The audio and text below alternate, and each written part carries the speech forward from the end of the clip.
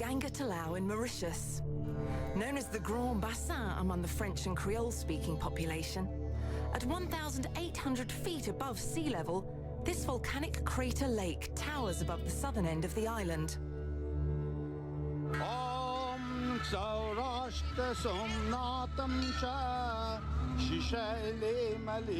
Once a year it becomes the focal point of one of the holiest days on the Hindu calendar, the celebration of Maha Shivaratri.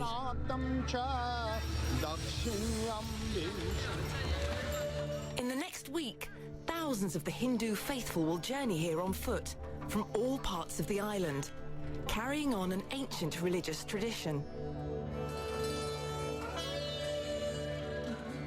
So why are people praying to Shiva on a tiny island off the west coast of Africa? To understand the deep spiritual history of this annual pilgrimage, we must start with the journey that delivered an Indian people to these shores. The Apravasi Ghat depot is where the Indian story begins in Mauritius. Roughly translated from Hindi as the landing place of the immigrants, Apravasi Ghat was the entry point for the first Hindus to arrive in Africa over 150 years.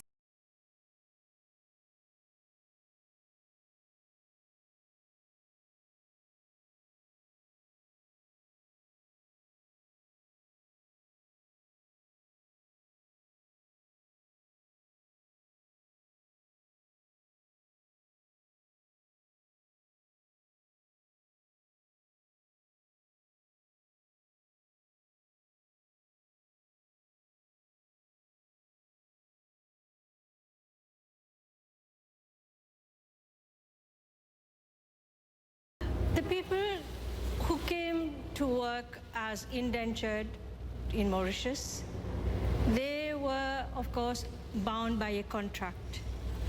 And when they came, they brought very little material possessions. They brought with them their tenets, they brought with them their rites, their rituals. Dr. Sarita Budhu is an author who has worked to preserve the oral traditions of her forefathers. Many of them came from northern India, lured by promises of gold and a better life.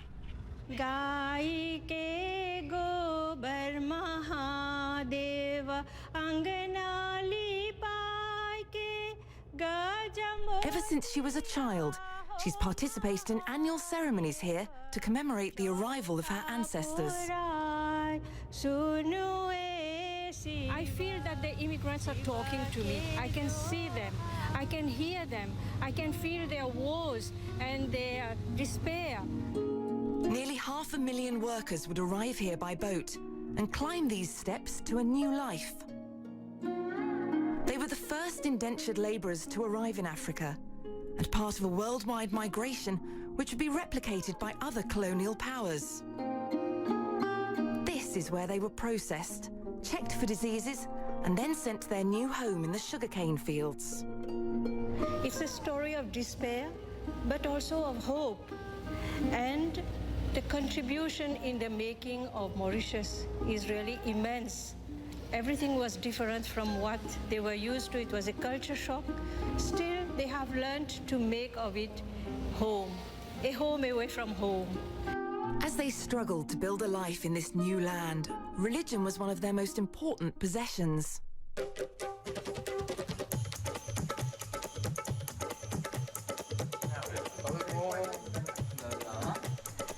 Here on the eastern shore of Mauritius, young men prepare for a new journey. Following the religious customs passed down to them, they decorate huge shrines to their Lord Shiva, which they will carry to the sacred waters of the Ganga Talao. It's a chance to honor one of their highest gods and the legacy of their forefathers.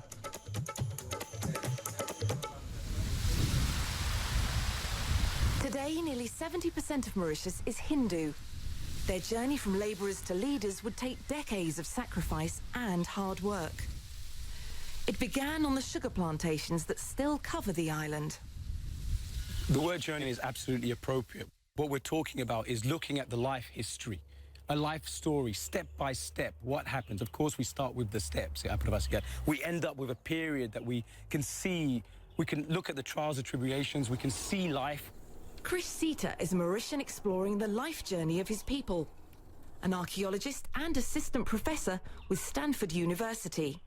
He was studying climate change on the island when he uncovered hard evidence of a massive migration unlike any the world had ever seen. We're talking about the absolute catalyst, the strongest catalyst for why so many people were transported from various parts of the world to begin this indentured diaspora. Sita leads a team of archaeology students probing for material evidence of the indentured labourer's life. It's a part of history that remains largely unknown. So we're actually quite close to the mill structure right now. So the potential for this area is domestic or industrial, essentially. But the size of the structures, it seems more likely that they were domestic structures. Around the period that this mill is in full function, Mauritius is producing 10% of the world's sugar. That's a massive amount of sugar for such a small place. And it really underlines why it was that so many people were needed. The potential for understanding Hindu daily life, or indentured laborers' daily life, is really incredible. An important part of that daily life was religion. As one of their freedoms, they were allowed to construct small shrines.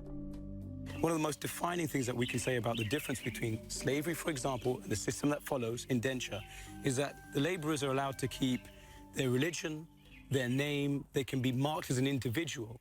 So if we think of the sugar mill as being the industrial quarter, then we've got the settlement structures, which is where they lived. Along that route from point A to B, they were actually passing a shrine that they could spend a few moments in order to fulfill the requirements of their religion, to pray and to also connect back to the elements of their culture. As part of a manual labour pipeline, many of those early immigrants entered into indentured contracts to pay off debts for the chance at a better life. We could trace back my great-great-great-grandfather, 5 generations. But I was told why he came to Mauritius in a very loose way. I was told that he arrived here looking for a new life. But what happens when a people of faith are turned away? The reason that this site is interesting is because it fills in various gaps that we have, whether from a historical perspective or what have you, but we start to understand some of the things that are driving people out of parts of South Asia, as well as pulling them here. One of those things is really disease. The life and death of a people on the move.